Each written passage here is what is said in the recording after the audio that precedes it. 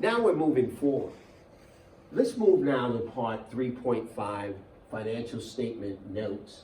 But more importantly, I want to look at a limited number of business transactions for a newly formed corporation and how we deal with this newly formed corporation called Mechanical Engineers, Inc. The reason why I want to go into this is I want to spend a few moments so that we can mechanically walk through journalizing a transaction. The key thing to journalizing a transaction that you'll find, and the challenge that you'll find, most of you, is that you have to read very carefully what's being written. Reading is important and very vital in journalizing the transaction correctly. So we're going to go through several journals, transactions, business transactions, and we are going to journalize those transactions using this format that I put on the board for you guys, and this will help you to gain a better understanding on how to journalize transactions. So let's look at this Mechanical Engineers, and they were incorporated on January 1st, X1, and we're doing transactions all the way through the end of the fiscal year of December 31st, X1. So we kind of start this situation out saying that this is the first year of operations for this corporation during December, the month of December, X1, and we got a number of transactions for the month of December. We're going to go through each one of these transactions.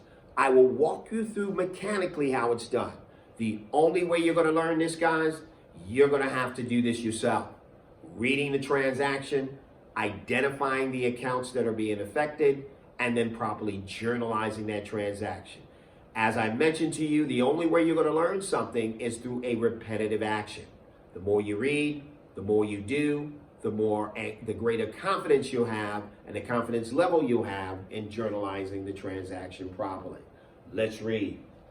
On December 1st, shareholders bought 20,000 shares of common stock at $10 per share, investing a total of $200,000 in the corporation's common stock. Remember, I told you in the earlier segment that to issue means to sell. That means Mechanical Engineers issued stock to stockholders who now bought that stock. In exchange, Mechanical Engineers, they received cash and the stockholders received stock that was issued.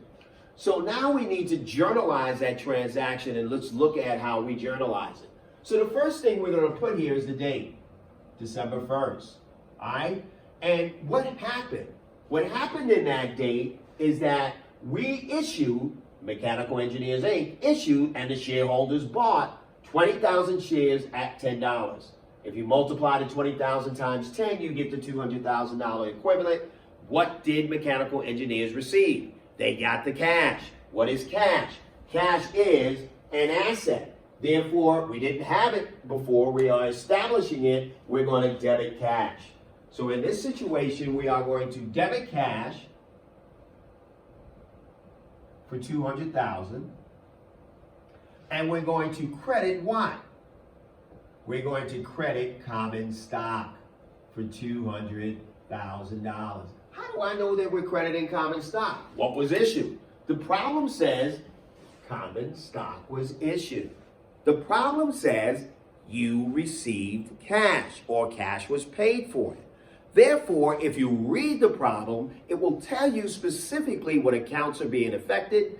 You then need to identify where are those accounts located, under what categories. We know cash is an asset. We know common stock is an equity. We now can refer to my quick and easy reference table to determine whether we debit or credit that account. This is our first one. Let's look at the next one.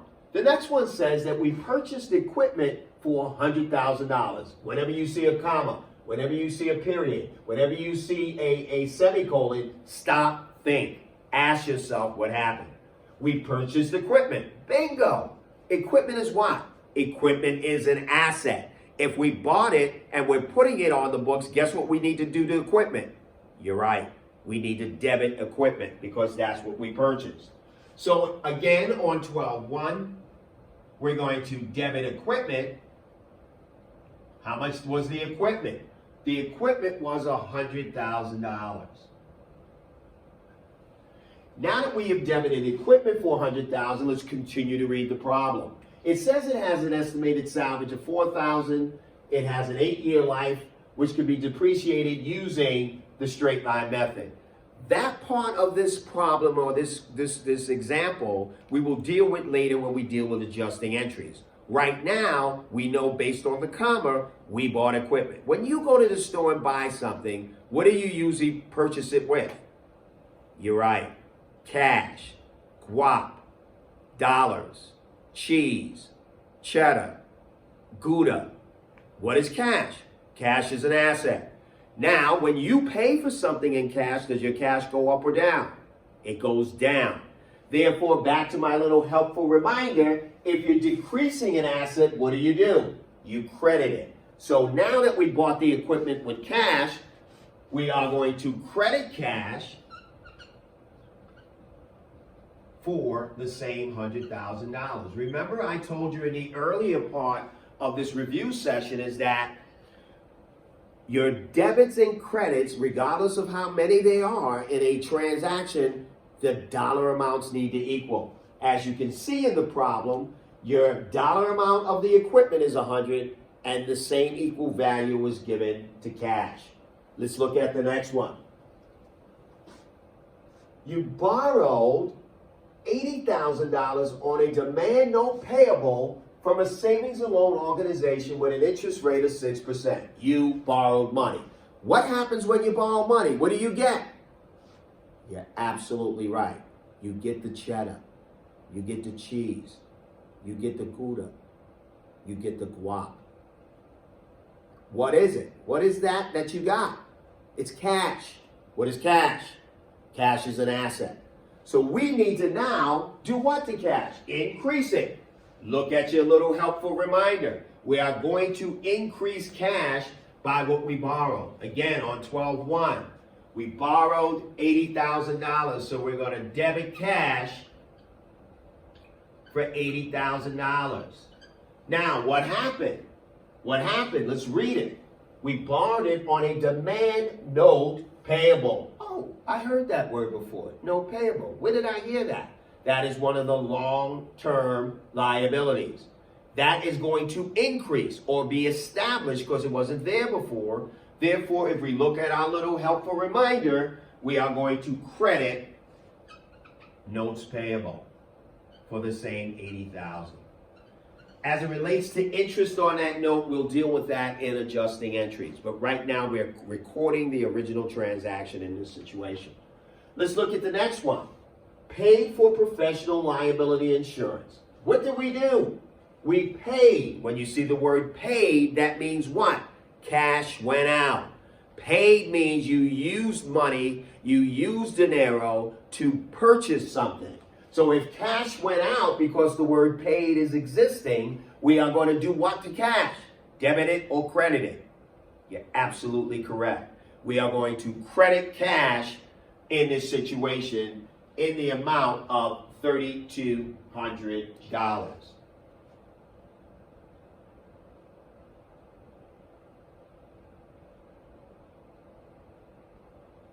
What are we going to debit? Well, what did we buy?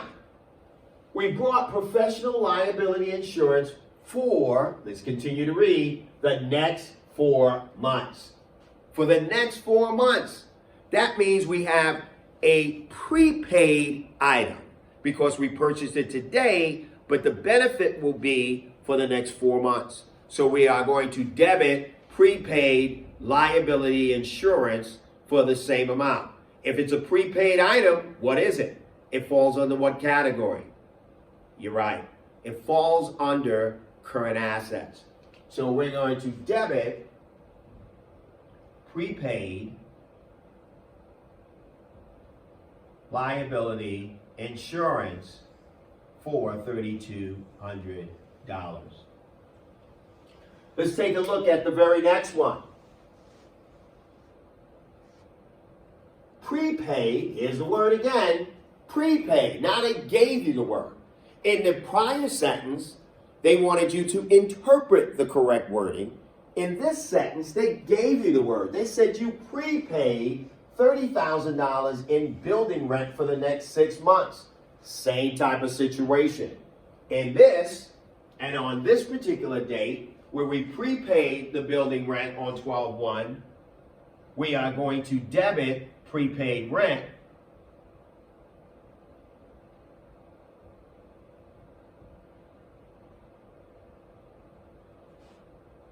for $30,000.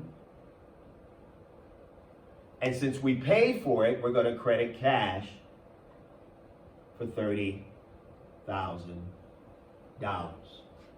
And as I mentioned to you, when you do a journal entry, underneath it, parenthetically, you always want to put a description of what happened so you can go back and read the description and understand exactly what happened when you recorded the journal entry. All right? We're going to continue with this in just a moment, and we're going to go forward with a few more of these transactions, and then I'm going to leave the remaining transactions for you to do.